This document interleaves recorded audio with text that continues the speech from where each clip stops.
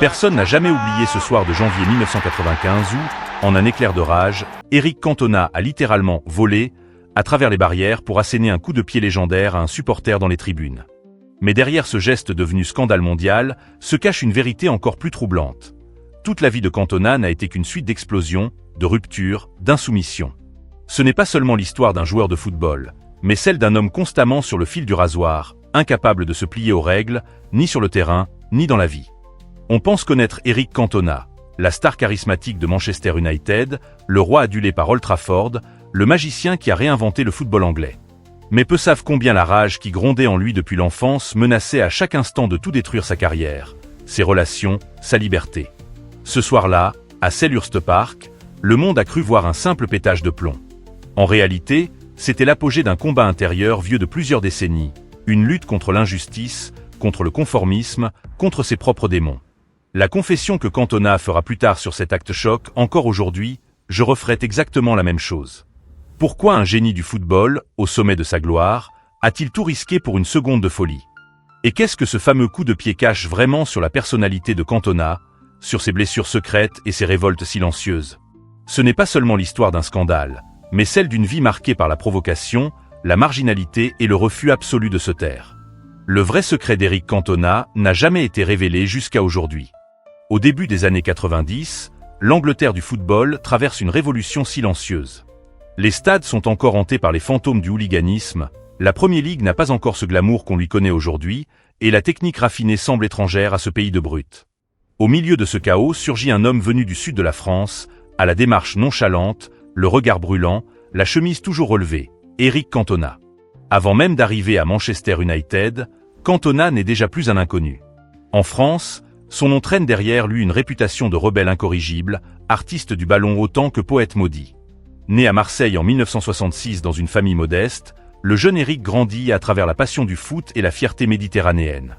Très tôt, il se fait remarquer autant pour son génie que pour ses accès de colère imprévisibles. À l'AJ Auxerre, puis à Marseille, il scandalise, il fascine, il divise. Il jette un maillot à la figure de son entraîneur, insulte les dirigeants de la Fédération française, se voit suspendu pour des paroles, puis pour des actes. En France, on ne sait plus quoi faire de lui. Certains le voient déjà perdu pour le football, d'autres pressentent qu'il n'a pas encore trouvé sa scène. C'est en Angleterre que la légende va véritablement s'écrire. Leeds United, d'abord, l'accueille comme un pari risqué. Mais c'est à Manchester United, sous la férule d'Alex Ferguson, que Cantona explose. Sa personnalité magnétique, son jeu imprévisible, son audace font de lui un héros pour toute une génération. Les supporters le surnomment King Eric, la presse adore son arrogance théâtrale, et le vestiaire de United se transforme autour de lui. Pour la première fois depuis des décennies, Manchester United renaît, et l'on doit ce miracle, en grande partie, à ce Français exilé et indomptable. Mais derrière la façade royale, les fissures restent béantes. Cantona refuse les interviews, fuit les projecteurs, multiplie les provocations silencieuses. Il lit les poètes, peint, s'isole, se nourrit de solitude. Pour beaucoup, il est l'artiste incompris, celui qui ne supporte ni la banalité, ni l'injustice, ni la compromission. Sa vie privée reste un mystère, mariage tumultueux, amitiés exclusives, blessures jamais totalement guéries. Plusieurs coéquipiers confient, à demi-mot, n'avoir jamais su qui était vraiment Éric, même après des années à ses côtés. Certains racontent que dans les vestiaires, il pouvait rester de longues minutes sans dire un mot, les yeux perdus dans le vide, commenté par une autre réalité. C'est ce mélange explosif entre talent pur des violences contenues qui va préparer le terrain pour la nuit fatale de 1995. En réalité, l'incident de Selhurst Park n'est que la pointe émergée d'un iceberg d'incompréhension, de frustration et de douleurs accumulées. La pression médiatique devient insoutenable.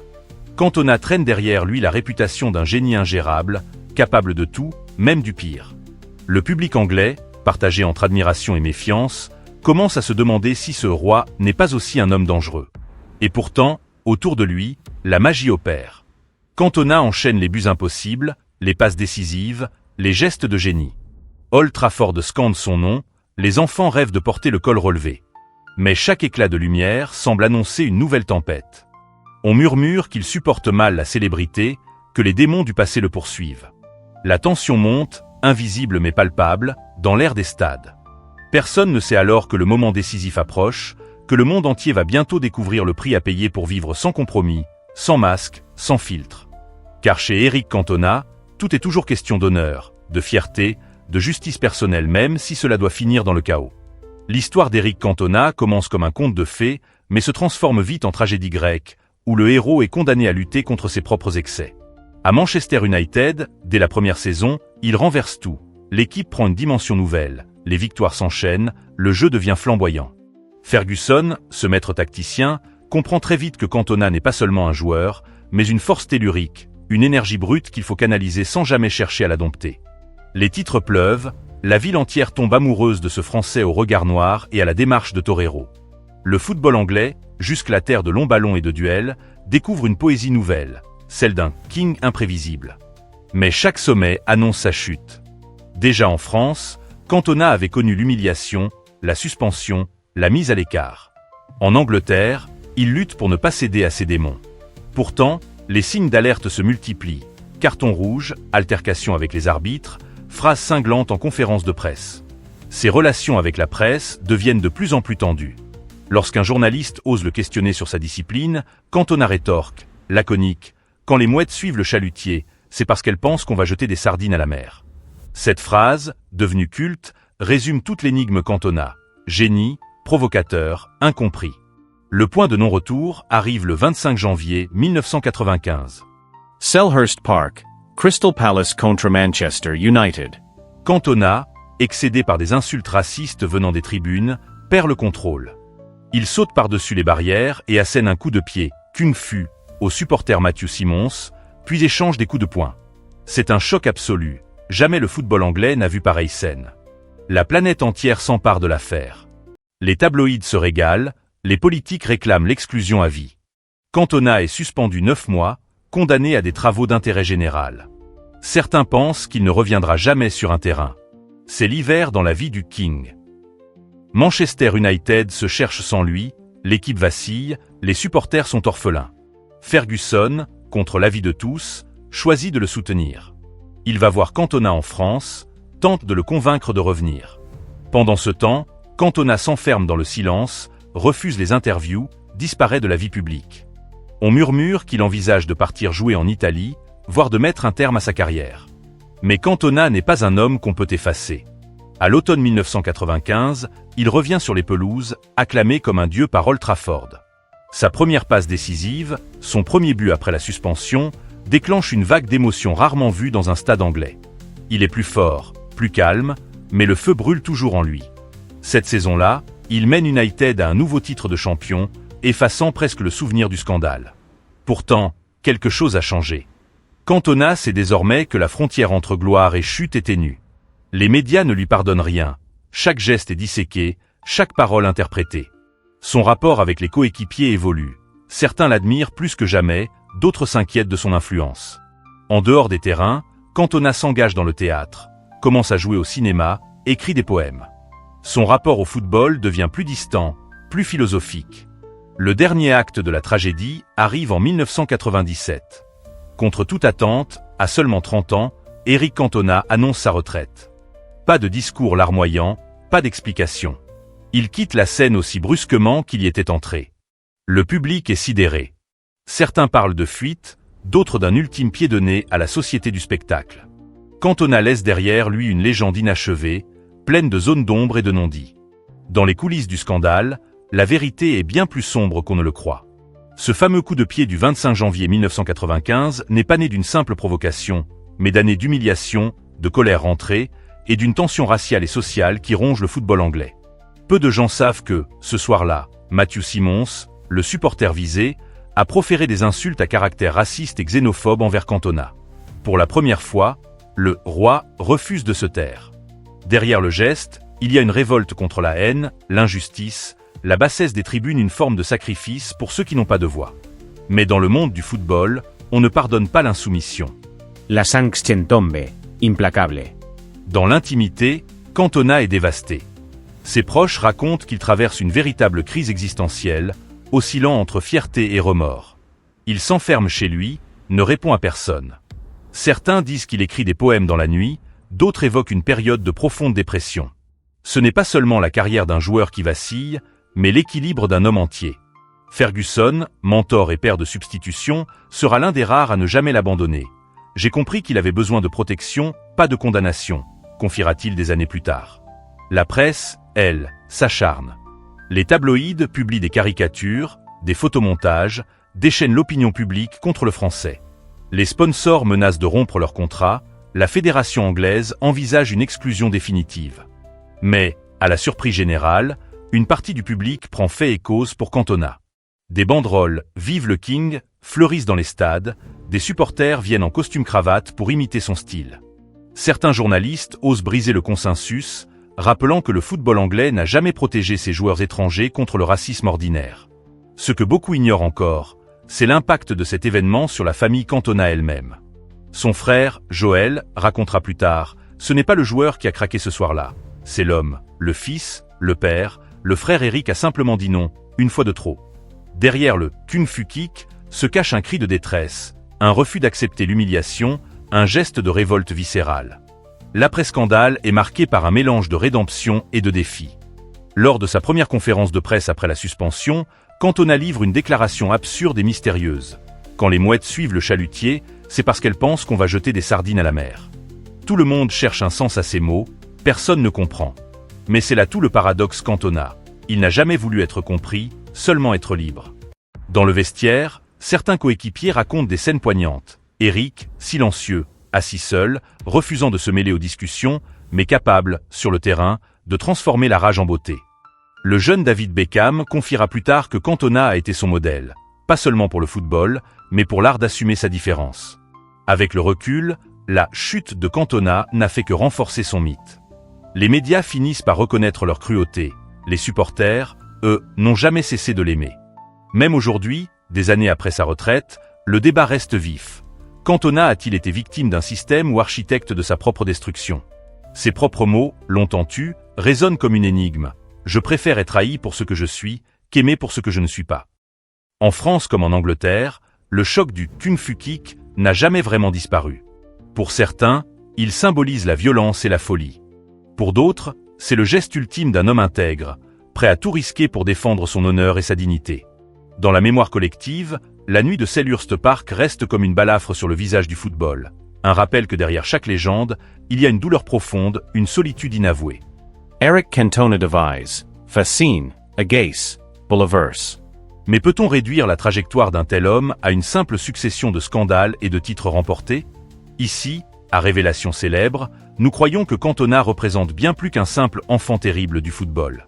Il est le miroir déformant d'une époque, l'incarnation vivante du conflit entre la liberté individuelle et le poids de la norme collective. Sa carrière n'a jamais été linéaire, jamais docile, et c'est précisément ce qui la rend inoubliable.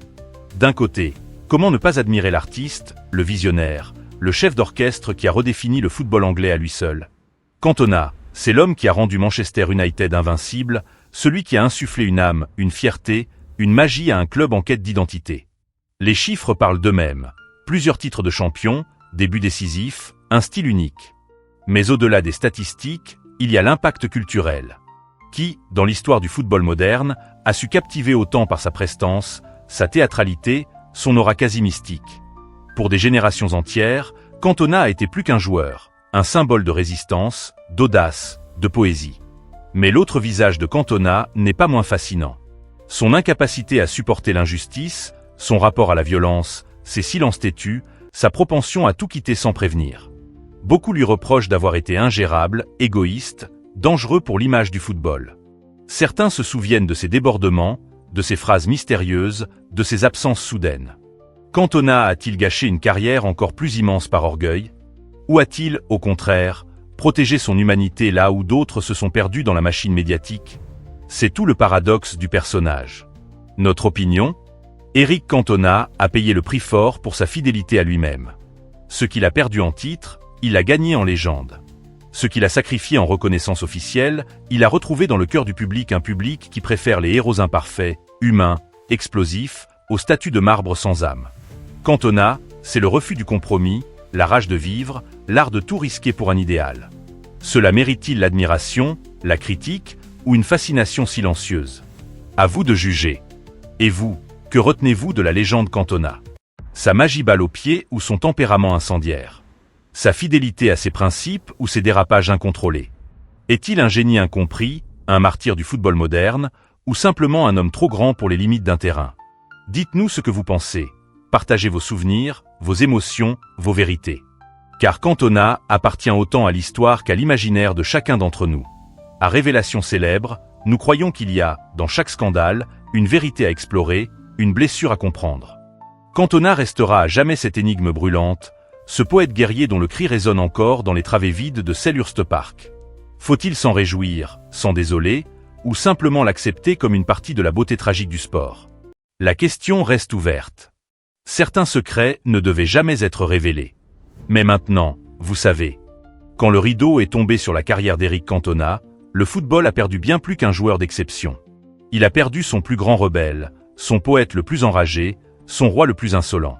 Cantona n'a jamais cherché à être aimé par tous, il voulait juste vivre selon ses propres lois, quitte à choquer, à heurter, à disparaître quand l'histoire devenait trop lourde à porter.